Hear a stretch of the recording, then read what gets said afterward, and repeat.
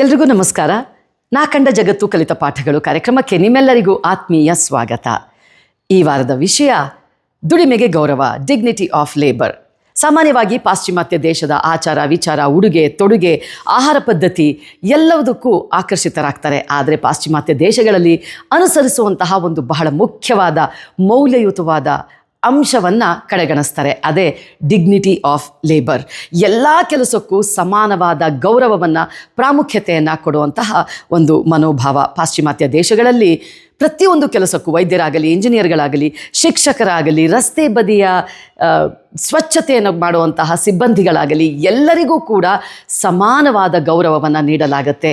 ಎಲ್ಲರೂ ಕೂಡ ತಮ್ಮ ಕೆಲಸವನ್ನು, ಮನೆಗೆಲಸ, ಅಡಿಗೆ, ತೋಟವನ್ನು ಸ್ವಚ್ಛವಾಗಿಡುವಂಥದ್ದು, ತಮ್ಮ ವಾಹನಗಳು, ಕಾರುಗಳನ್ನು ಸ್ವಚ್ಛಗೊಳಿಸುವಂತಹ ಪ್ರತಿಯೊಂದು ಕೆಲಸವನ್ನು ಅವರೇ ಮಾಡ್ತಾರೆ. ಅದನ್ನು ಅವರು ಸ್ವಾವಲಂಬನೆ, ಜವಾಬ್ದಾರಿಯ ಪ್ರತೀಕವಾಗಿ ನೋಡಲಾಗುತ್ತೆ. ಈ ಅಂಶ ನಮ್ಮ ಭಾರತದಲ್ಲಿ ಬದಲಾಗಬೇಕಾಗಿದೆ. ಯಾಕೆ ಅಂತಂದರೆ ಇಲ್ಲಿ ನಾವು ಅನೇಕ ಕೆಲಸಗಳನ್ನು ಚಿಕ್ಕದು ಅಂತ ಪರಿಗಣಿಸಿ ಅದನ್ನು ನಾವು ಮಾಡಬಾರದು ಅನ್ನೋ ಒಂದು ಮನಸ್ಥಿತಿನಲ್ಲಿ ಇದ್ದಾರೆ. ಈಗ ನನಗೆ 51 ವರ್ಷ ವಯಸ್ಸು.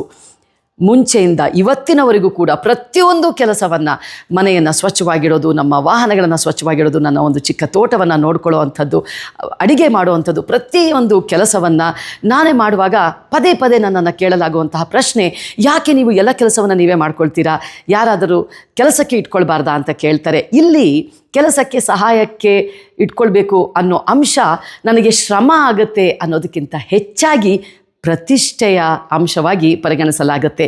ಈ ಮನೋಭಾವ ಹೋದರೆ ಬಹಳ ಮುಖ್ಯವಾಗುತ್ತೆ. ಎಲ್ಲ ಕೆಲಸವನ್ನು ನಾವು ಸಮಾನವಾಗಿ ನೋಡಬೇಕು. ಯಾವ ಕೆಲಸವೂ ಚಿಕ್ಕದಲ್ಲ, ಯಾವ ಕೆಲಸವೂ ದೊಡ್ಡದಲ್ಲ. ಈ ಅಂಶವನ್ನು ಚಿಕ್ಕ ವಯಸ್ಸಿನಿಂದ ನಮ್ಮ ಮಕ್ಕಳಿಗೂ ಕೂಡ ಕೊಡ್ತಾ ಅದಕ್ಕೆ ಸರಿಯಾದ ಉದಾಹರಣೆಯಾಗಿ ನಾವು ಬದುಕಬೇಕಾಗತ್ತೆ. ಯಾಕೆ ಅಂತಂದರೆ ಒಂದು ಸುಂದರವಾದ, ಆರೋಗ್ಯಕರವಾದ, ಸಮತೋಲನವಾದ ಸಮಾಜದ ನಿರ್ಮಾಣಕ್ಕೆ ಪ್ರತಿಯೊಂದು ವೃತ್ತಿಯ ಪ್ರತಿಯೊಬ್ಬ ಕಾರ್ಮಿಕನ ಕೊಡುಗೆ ಸಮಾನವಾದದ್ದು. ಒಂದಿಲ್ಲದಿದ್ದರೆ ಮತ್ತೊಂದು ಇಲ್ಲ.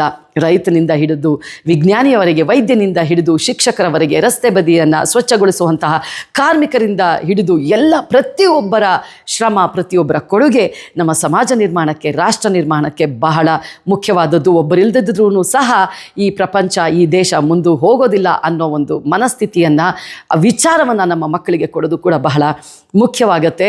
ಯಾವ ಕೆಲಸವೂ ಚಿಕ್ಕದಲ್ಲ, ಯಾವ ದುಡಿಯುವ ಕೈಗಳು ಕೂಡ ಕೀಳಲ್ಲ ಅನ್ನೋ ಒಂದು ಅಂಶವನ್ನು ನಾವು ಮನಸ್ಸಿನಲ್ಲಿ ಇಟ್ಕೊಳ್ಬೇಕು. ಆವಾಗಲೇ ಒಂದು ಸುಂದರವಾದ ಸಮಾಜ, ರಾಷ್ಟ್ರ ನಿರ್ಮಾಣ ಆಗುತ್ತೆ. ಇದು ಕೇವಲ ಒಂದು ಮೌಲ್ಯ ಅಲ್ಲ, ಇದು ರಾಷ್ಟ್ರ ನಿರ್ಮಾಣಕ್ಕೆ ಬುನಾದಿ ಅಂತ ಹೇಳ್ತಾ ನಿಮ್ಮೆಲ್ಲರಿಗೂ ಧನ್ಯವಾದಗಳು.